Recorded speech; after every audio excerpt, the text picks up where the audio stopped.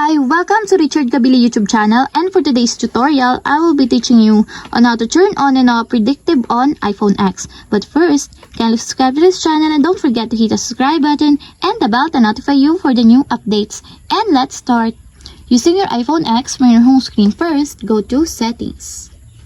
Then in the Settings, scroll down and click the General. Then after that in the General, scroll down and click the Keyboard. Then in the keyboard, scroll down again and go to all keyboard section, then find the predictive, and as you will see, there's a switch button on the right side of it. Then all you have to do is just click it to enable until it becomes green. And if you want to disable or turn off, just click again the switch button. And that's it, we have successfully turned on and off predictive on iPhone X. If you have a question, can comment down below and don't forget to hit the subscribe button and the bell to notify you for the new updates. And thank you for watching!